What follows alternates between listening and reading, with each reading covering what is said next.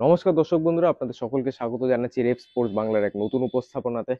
আমি সোমনাথ এবং আজকে আমরা এমন একটা প্রতিবেদন করতে চলেছি যেটা আমাদের আগে সেরকম কোনো প্ল্যান ছিল না আমরা যে এই ভিডিওটা নিয়ে আসবো। বাট এখন অল অফ সাডেন আমরা খবর পাচ্ছি যে ইস্ট বেঙ্গল ক্যাম্প থেকে কিন্তু আপনারা জানেন যে ইস্ট বেঙ্গলের গোলকিপিং কোচ সন্দীপ নন্দী তিনি কিন্তু তার পদ থেকে ইস্তফা দিয়েছেন এবং এখন ইস্ট বেঙ্গলের পুরো টিমটা কিন্তু গোয়ায় আছে এবং প্রস্তুতি নিচ্ছে আসন্ন সুপার কাপের জন্য। কিন্তু সেই গোয়া থেকেই কিন্তু সেই গোয়ার হোটেল থেকেই কিন্তু কলকাতার উদ্দেশ্যে রওনা দিয়েছেন সন্দীপ নন্দী। এবং তার যে ইস্তফার কারণ আমরা আপাতত যা জানতে পারছি, তার ইস্তফার কারণ কিন্তু অবশ্যই ইস্টবেঙ্গল হেড কোচ অস্কার বুজনের সাথে মৌলমালিন্যের জেরে।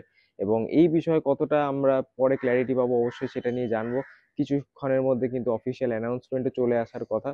কিন্তু হ্যাঁ, এই যে প্রবলেমটা কেন এলো এটা নিয়ে অবশ্যই আমরা বিস্তারিত কথা বলবো। আপনারা জানেন যে গত দুদিন আগে কিন্তু east Bengal IFA shield final খেললো মোহনবাগানের বিরুদ্ধে এবং পুরো ম্যাচ ভালো ফুটবল খেলেও কিন্তু ম্যাচটা আলটিমেটলি টাই ব্রেকারে যায় এবং সেই টাই ব্রেকারেই কিন্তু মোহনবাগান এক্সপিরিয়েন্সের জেরে বাজিমাত করে বিশাল কায়েতের যে সেভে, জয় গুপ্তার পেনাল্টি সেভে কিন্তু বিশাল কায়েত সেই ম্যাচটাকে বের করে নেয় মোহনবাগানের জন্য এবং মোহনবাগান কিন্তু অবশ্যই নিজের নার্ভ হোল্ড করে আইএফএ শিল্ড ফাইনালটা জেতে। কিন্তু ইস্ট বেঙ্গলের ক্ষেত্রে যেখানে প্রবলেম, পুরো ম্যাচ ভালো খেললেও একটা কন্ট্রোভার্সি থেকেই যাচ্ছে বা একটা বিতর্ক থেকেই যাচ্ছে। আপনারা বলতে পারেন যে পুরো 120 মিনিট একটা গোলকিপার খেললো, বাট তাকে চেঞ্জ করে কেন নতুন আরেকটা গোলকিপারকে এনে সেই টাই ব্রেকার খেলানো হলো। অবশ্যই আপনারা জানেন যে প্রপসুকান সিং গিল তিনি কিন্তু 120 মিনিট খেলেছেন সেই ম্যাচে।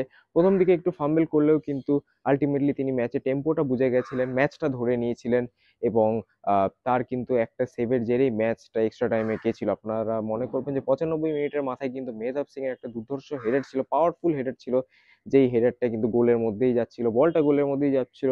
প্রপসুকান গিল কিন্তু একটা ট্যাপ ইন করে বলটাকে নেটের উপর থেকে উপর দিয়ে বলটাকে তুলে যেতে দেন এবং সেটার জেরেই কিন্তু অবশ্যই ম্যাচে থাকে ইস্ট বেঙ্গল এবং সেই খেলাটা আলটিমেটলি এক্সট্রা টাইমে যায়। সেখানে যদি প্রপসুকান গিলের সেভটা না হতো তাহলে কিন্তু ম্যাচ সেখানেই শেষ হয়ে যেত, মোহনবাগান 2-1 গোলে আইএফএ শিল্ড ফাইনাল জিতে যেত।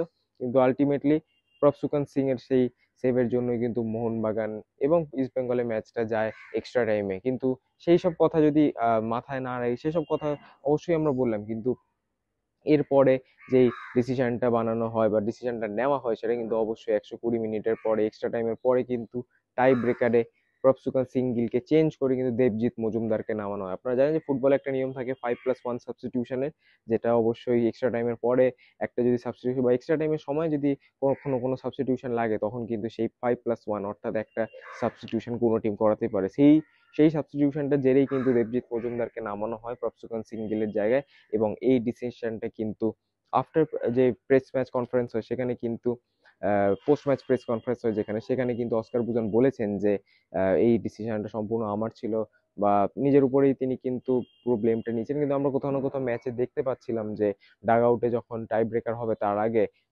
সন্দীপ নন্দী কিন্তু বারবার দেবজিৎকে রেডি করছিলেন বা এই পেনাল্টি নেওয়ার জন্য ক্ষেত্রে কিন্তু তাকে রেডি করছিলেন আপনারা বলতে পারেন। কিন্তু তারপরেই কিন্তু অবশ্যই আপনারা জানেন যে গোলকিপিং কোচের কিন্তু অনেক সে থাকে এই জিনিসগুলোতে যে গোলকিপার কখন কাকে নামাতে হবে।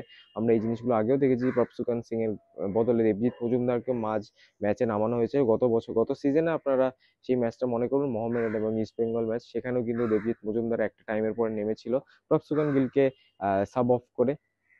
কিন্তু যে এই সময়টা কিন্তু অবশ্যই একটা প্রশ্ন তোলার সময়, অনেক কিছু আমাদের জানার সময়, যেখানে হঠাৎ করে কেন এরকম ডিসিশন, যেখানে টিমটা এতটা ভালো খেলছিল হঠাৎ করে টিমের মধ্যে এরকম দাগ কেন বা টিমের মধ্যে এরকম ব্রেক কেন। তো অবশ্যই এরপরে ইস্ট বেঙ্গলের গোলকিপিং কোচ কে হয় সেটা আমরা অবশ্যই চোখ রাখবো এবং আপনাদেরকে জানাবো রেসপন্স বাংলার মাধ্যমে। কিন্তু আপাতত এইটুকুনি খবর যে ইস্ট বেঙ্গল গোলকিপিং কোচ পদ থেকে কিন্তু ইস্তফা দিয়েছে সন্দীপ নন্দী এবং এখন পুরো টিম ইস্ট বেঙ্গল টিম কিন্তু গোয়াতে আছে, গোয়ার হোটেলে তারা আছে এবং সেখান থেকে কিন্তু সন্দীপ নন্দী চলে এসেছেন, সেখান থেকে বেরিয়ে তিনি কলকাতার উদ্দেশ্যে রওনা দিয়েছেন। আপাতত খবর এতটাই।